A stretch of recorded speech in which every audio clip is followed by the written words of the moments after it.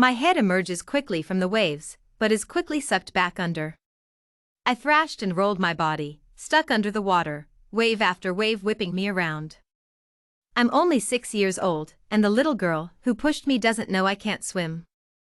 I try pushing my body up again and scream for help before my body gets shoved back down by another unforgiving wave. The water is trying its best to kill me. I don't want to die. A small hand grabs my ponytail and pulls my head above water.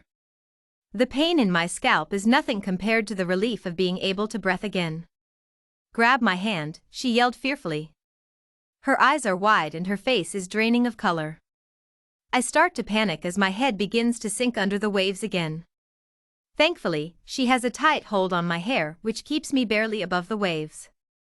I flail and pull on her arm. With a huge splash, she falls in from all my weight pulling her down. Panic engulfs me and I'm so afraid I'll never see the stars again.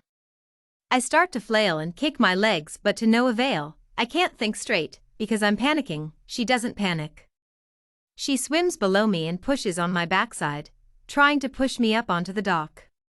I'm able to grab the edge of the dock, but my hands are slippery. I'm barely able to hold on, but I do for dear life. She's pushing and shoving, until finally I'm able to get the top half of my body on the dock. I lay there wore out, with my legs still dangling in the water. She quickly pulls herself onto the dock and drags my tired body up all the way out of the water. She lays down next to me, exhausted by her own fear. She looks at me and a tear rolls down her cheek. At least I think it's a tear. We are both soaking wet. "Why didn't you tell me you couldn't swim?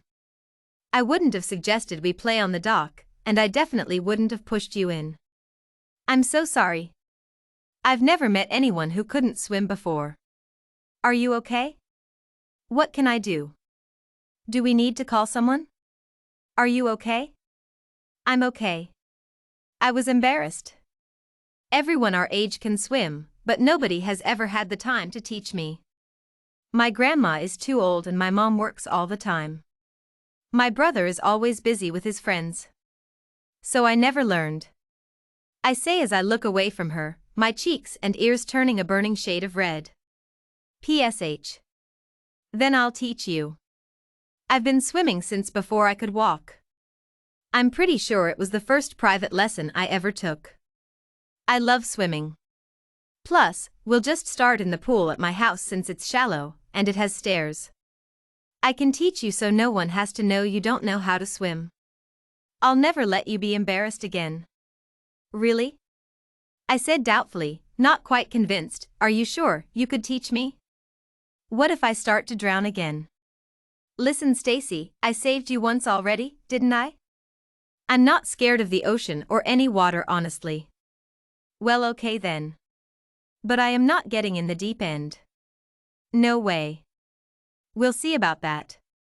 I bet you I have you in the deep end by the end of next month," she said with a triumphant smile. We spent the next 2 months with her showing me different strokes, how to kick my feet, and how to float on my back when I got scared.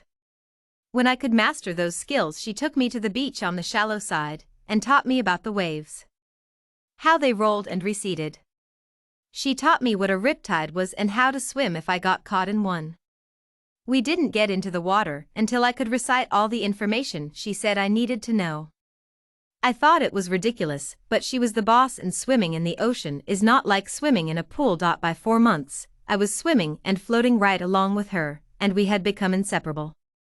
We spent the whole summer together, swimming, playing, and walking the beach. We bought ice cream at Josie's and pizza at the little Italian place my mom worked. We spent every day together, and most nights we had sleepovers. By the end of the summer I was so comfortable in the water I could swim by myself if I wanted, but we always went together. Some nights, when the wind was calm and the water was as warm as a bath, Joanna and I would sneak out of the house and go swimming. We'd float on our backs and just look up at the stars. We could feel the power of them as the water danced around us. It made us feel strong and only made our friendship stronger. As the days grew shorter, we knew the end was coming. She'd go back to her fancy private school, and I'd start again in public school. Luckily we could still write each other, and she'd come back for the summer. They always came back to their vacation home in the summer. When we were apart, the stars and the waves were our guides back to each other. That summer changed my life and saved my life in more ways than one. I could have drowned, but instead I learned how to swim, and that's how I made a friend I would call a friend for life. Even when we are far, far away from each other, we both just go out into the water. We float and feel each other through the waves and from the power of looking at the stars.